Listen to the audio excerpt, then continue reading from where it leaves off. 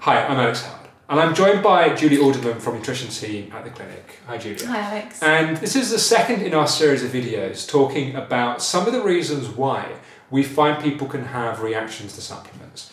We know that quite a lot of people that come to the clinic to work with the nutrition team have done nutrition work elsewhere where they've either had just a really difficult experience or they've just given up because of having reactions to supplements. Yeah. And we found a number of different reasons why this can be the case. And in this series of videos, really, we're exploring some of those different reasons. So in this video, we thought we'd talk about what we call the maladaptive stress response and adrenal fatigue in relation to reaction to supplements. I should just say at the start that on the blog and on our YouTube channel, we've got a number of different videos about the maladaptive stress response, about adrenal fatigue, about importance of being in a healing state. So maybe just as a brief introduction, Julia, for people that are watching, what's the maladaptive stress response from a physiological perspective? So essentially with the maladaptive stress response, it's where the nervous system has been chronically upregulated, but essentially it's very much the sympathetic nervous system. So this is the side that keeps us in the fight or flight response. So the classic symptoms that patients would experience are those of being kind of very tired but wired, feeling exhausted but can't sleep, very anxious, quite panicky, those types of symptoms. Okay. And why would this lead to reaction to supplements? So what would be the relationship between being in that state and people having, reactions to taking supplements? Okay. Well, there are kind of two key components. The first part, because the whole system has been so overstimulated and essentially it's kind of up here and it's in a very alert state and kind of looking out for danger. So anything that's new that's put into the body is seen as a new stress.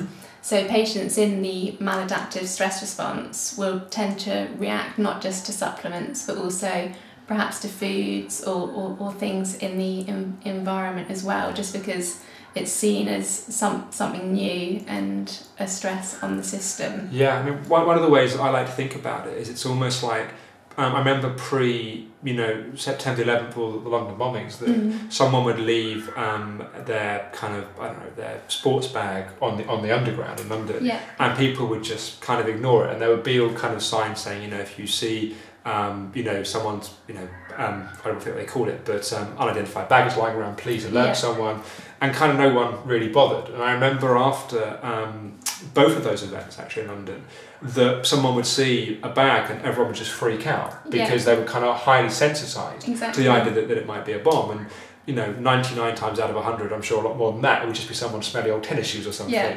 But the interesting thing was that because people were hyper alert and they were kind of overstimulated, they were looking for it, they would react to things that weren't dangerous. Exactly. And I tend to think about the nervous system or the immune system kind of being the same, that if we're overstimulated and we're hyper alert, we react to things that are not dangerous just because we're kind of reacting to everything. Yeah, and the whole system becomes very sensitive to stress, and there's a lot of ongoing stress on the body. Yeah. And that kind of leads to the other issue, which is the adrenal fatigue side. And often if someone is in the maladaptive stress response, and if that's very high, it tends to come after a long phase of stress. And if someone's been through a lot of stress, essentially what can happen in the long term is that the key adrenal hormone, cortisol, can begin to fall. And the problem there is because cortisol is also a natural anti-inflammatory.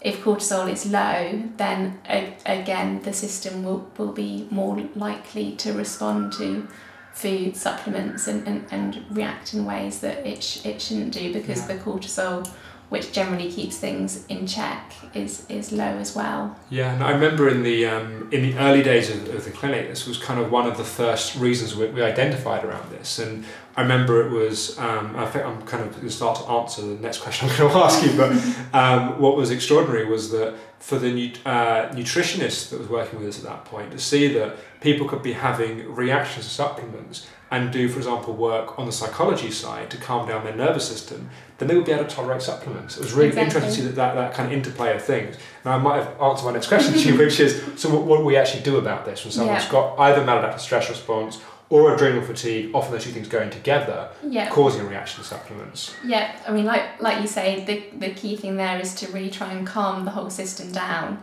And there, I mean, generally it needs more than kind of meditating and relaxing, but really referring patients to the psychology side of the clinic, and working on why those patterns are there and what's keeping them in that state. And then slightly later down the line, then going in with the adrenal support too, to kind of very much support the body on the physical side as well. Yeah, because I think it's really important that, if people have had these kinds of reactions of food and supplements in the past, to realise this is very much something that can be worked with, rather than to think, oh, well, I can't take supplements and I react to everything. There are reasons why that reaction is happening. So people have reacted to supplements in the past and they're concerned about react to supplements in the future. What would you advise? I mean, the main advice, like you say, is there's always a reason as to why that reaction is happening, and our role is to find out what that is. So when patients come to the clinic and are new, we do a huge amount of work around looking at what reactions have happened in the past, and really identifying the patterns and then the best steps forward in terms of the order of supplements, the dosage and that type of thing.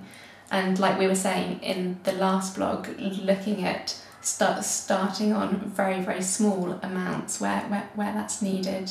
Okay, fantastic, great. Well, I imagine for people watching this may well have begun to answer quite a lot of questions around this, and obviously if you're watching this and you want to find out more, then a free information pack's a great start, and also a free 15-minute chat with one of the nutrition team, for example with Julia, to actually ask some of the questions about your own situation if this has been something that's been a pattern for you in the past. So thanks for watching, and we're going to continue this series, so there'll be further videos talking about some of the other reasons why people have reactions to supplements. So thanks for watching, and we look forward to talking with you again at some point in the future very soon.